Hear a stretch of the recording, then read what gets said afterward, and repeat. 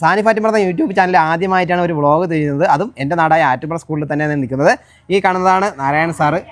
ഒരു 65 വർഷമായിട്ട് അധ്യാപക മേഖലയിൽ നിന്ന് റിട്ടയർഡ് ആയ ഒരു സാറാണ്. അപ്പോൾ സാറ് കുറച്ച് കലാപരമായിട്ടുള്ള കാര്യങ്ങളൊക്കെ സാർ ഉണ്ടാക്കി വെച്ചിട്ടുണ്ട്. അപ്പോൾ ആ സാറ് അതെല്ലാം നമുക്ക് പറ്റിപ്പെടുത്താറുണ്ടാണ്. ഇന്ന് ഇതിവിടെ വരാൻ കാരണം എന്ന് പറഞ്ഞാൽ നമ്മുടെ വർണ്ണക്കൂടാരത്തിന് വേണ്ടി ആറ്റുംപുറ സ്കൂളിലേക്ക് വേണ്ടി സാറ് കുറച്ച് സാധനങ്ങളൊക്കെ ഇവിടെ സാർ സ്കൂളിന് വേണ്ടി സംഭാവന ചെയ്തിട്ടുണ്ട്. അപ്പോൾ അതൊക്കെ എന്തൊക്കെയാണ് നമുക്ക് പരിചയപ്പെടാം. നടക്കുകയാണ് പണി നടക്കുക തന്നെ. സാറാണ് ഇതിൻ്റെയും ഞാനാണ് എൻ്റെ മേൽനോട്ടത്തിലാണ് പണി ചെയ്തിട്ടുള്ള. ഇതിൻ്റെ പണി പൂർത്തിയായിട്ടില്ല. പെയിന്റിങ് ഇനി വേറെ ഉണ്ട്. ഉണ്ട്. ഇതിൽ യഥാർത്ഥമായിട്ടുള്ള ഈ വെള്ളച്ചാട്ടം ഇപ്പം തോന്നുന്നില്ല. ആ പർവ്വതമാണെന്ന് തോന്നിക്കാൻ വേണ്ടി പൊറ്റകളൊക്കെ വെച്ച് പിടിപ്പിക്കുന്നു.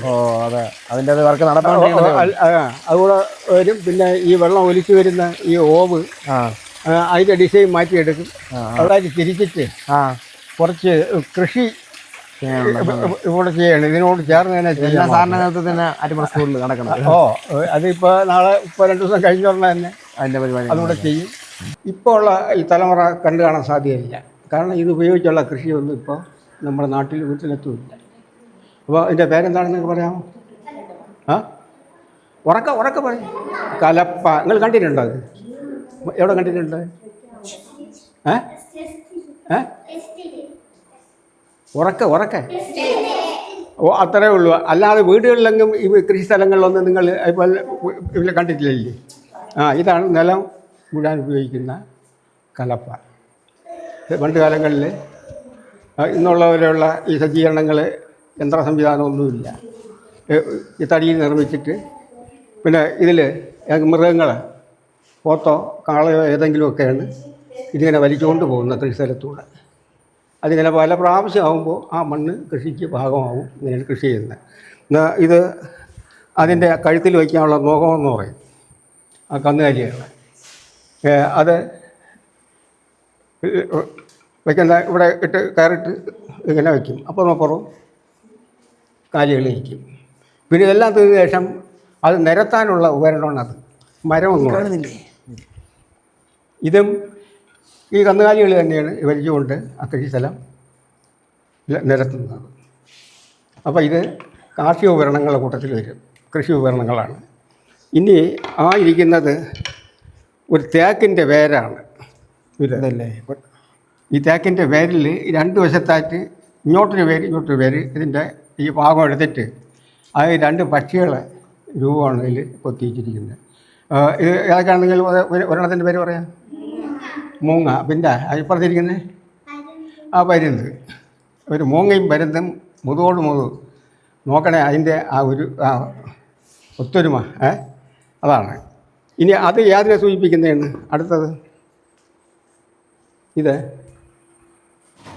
ഏതെങ്കിലുമായിട്ട് ബന്ധമുള്ളതാണ്. അല്ല ചുമ്മാ ഇതിങ്ങനെ ഉണ്ടാക്കി വയ്ക്കില്ല. സ്പോർട്സിന് അതിൻ്റെ തുടക്കത്തെ ദീപശിഖയേറ്റ് പോകുന്ന ഒരാളാണ്. ഇത് നോക്കി ഇപ്പോൾ ചില്ലറയൊക്കെ എടുക്കാം. കൊണ്ടുപോകുന്ന ആളുടെ തലയൊക്കെ എടുക്കാം. ഇത് ചിരട്ടയുണ്ട്. ഇതാണ്ട് 40 വർഷത്തിന് മുകളിൽ പഴക്കമുള്ളതാണ്. സാധാരണ ഈ ചിരട്ടയൊന്നും 40 വർഷം ഒന്നും ഇരിക്കില്ല.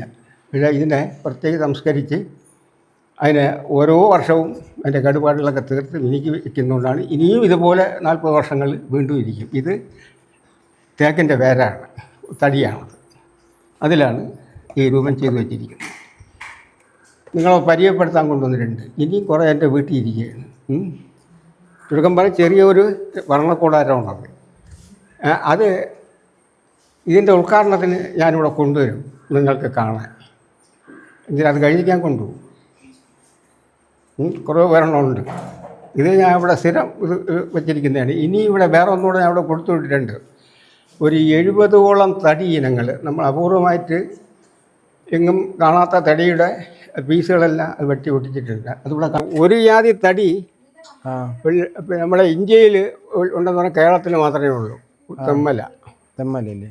ചെന്തുരുണി വനം. ചെന്തുരുണി എന്ന് പറയും ആ തടി.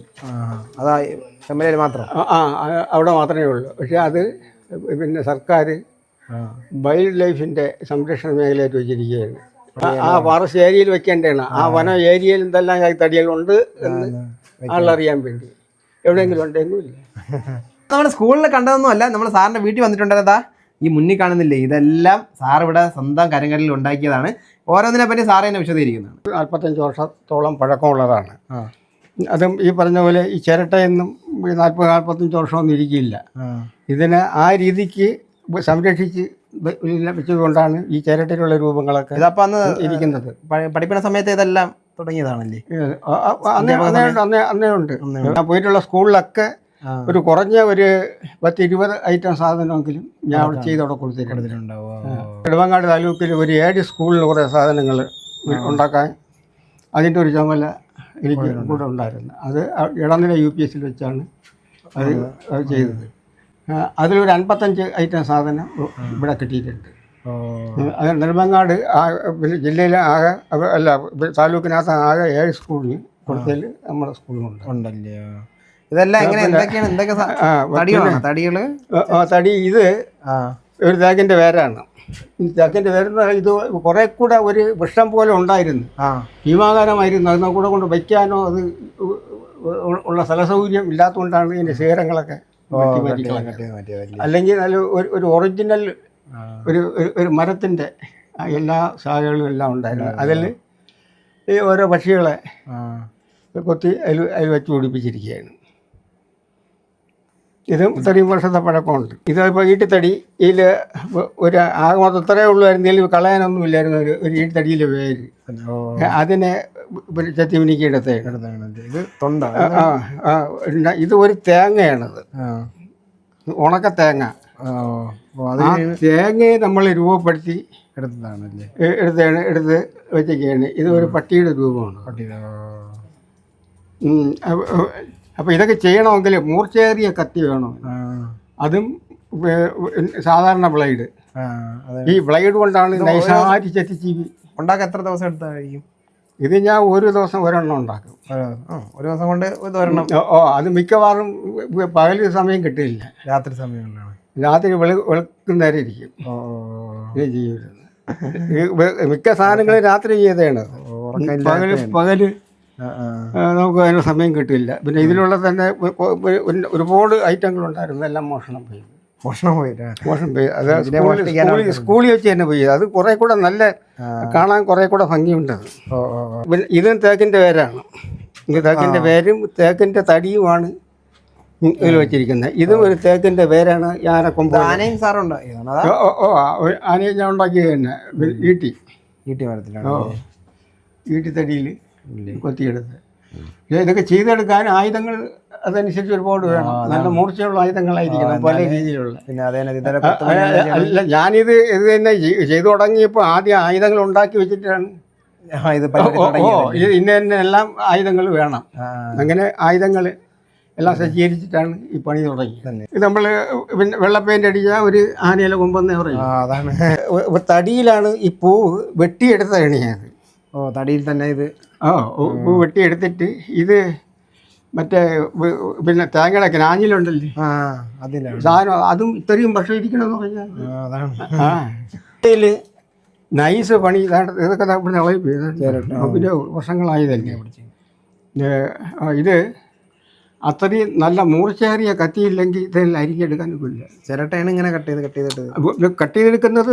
ഇല്ലെങ്കിൽ നടന്നു പോകും.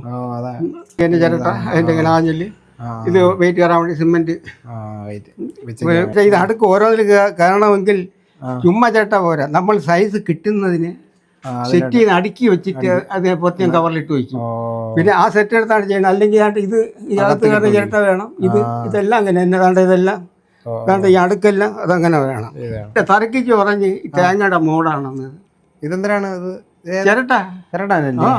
തേങ്ങയുടെ മറ്റേ മുകളിലുള്ള അതാണ് എടുത്ത് വെച്ചിരിക്കുന്നത്. ഞാൻ ഈ ഇത്രയും പോഴത്തരം നിങ്ങൾ പറയുന്നത് ഞാൻ സൂക്ഷിച്ച് നോക്കിയിട്ട് നിങ്ങൾ പറയാൻ പറഞ്ഞു. അയ്യോ, ഇതെങ്ങനെയാ ഈ ചിരട്ട ഇങ്ങനെ എടുക്കുന്നത്? ഇതെങ്ങനെ ചെറിയ ചിരട്ടയായിരുന്നു? അതാ? അല്ലല്ല, ഇത് അല്പം ഇളം ചിരട്ടയാണ്. മുറ്റിയതല്ല, മുറ്റിയ കരിക്കിൻ്റെ ചിരട്ട എടുത്ത് ആ പച്ചയ്ക്ക് തന്നെ നമ്മൾ ചെയ്തതാണ്. ഇട്ട് അതിനെ പിന്നെ വലിയ വെയിലടിക്കാതെ വെച്ച് ഉണക്കി എടുത്താണ് ഇതിനെ പിന്നെ സെറ്റ് ചെയ്തത്. ഇത് തേക്കിൻ്റെ വേരാണ്. ഇതിൻ്റെ വലുതൊരെണ്ണം ഉണ്ടായിരുന്നു. ഇത്രയും കൂടെ വരികയും ചെയ്യും. നല്ല ഭംഗിയുള്ള അത് ചൂടാക്കി വളച്ചെടുക്കുന്നതാണ്. ഓ ഇത് സാധനം എന്തിനായിരുന്നു? മെറ്റീരിയൽ കൊമ്പ് കൊമ്പാണ്. പോത്തിന്റെ കൊമ്പ്. പോത്തിന്റെ കൊമ്പാണല്ലേ? ഓ ഈ അതിനെ നല്ല ചിരട്ട കണലിട്ട് ചൂടാക്കിയിട്ട് അതിൽ വെച്ച് നമുക്ക് ഇഷ്ടം പോലെ അങ്ങോട്ടും ഇങ്ങോട്ടാ പിടിച്ച ഗ്ലാസ് ഉണ്ടാക്കാൻ അതുപോലെ വരും. അങ്ങനെ എടുത്തിട്ട് അതിനെ ചെത്തി എനിക്ക് എടുത്തേണ്ടത്. ഏത് കണ്ടാ പറയൂ. പോത്തിന്റെ കൊമ്പാണത്. ഇത് പിന്നെ തേക്കിന്റെ പേര് തന്നെ. തേക്കിന്റെ ആണ്.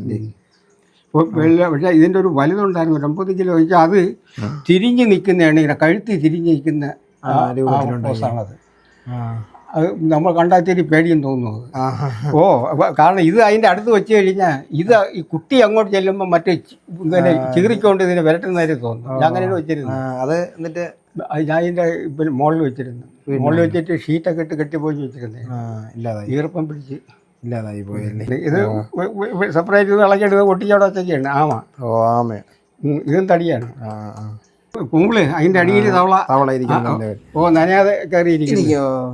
നമ്മളിതെല്ലാം പരിചയപ്പെട്ടിട്ടുണ്ടായിരുന്നു. അപ്പോൾ ഇത് നിങ്ങൾക്ക് ഇത് നേരിട്ട് കാണുമെങ്കിൽ നമ്മളെ വർണ്ണക്കൂടാരത്തിൻ്റെ ആറ്റുപാറ സ്കൂളിലെ വർണ്ണക്കൂടാരത്തിൻ്റെ അന്ന് സാർ ഇതെല്ലാം നമ്മൾ സ്കൂളിൽ എത്തിക്കുന്നതാണ്. ഇതിന് വളരെ നന്ദി. നന്ദിയുണ്ട്. ഓക്കെ.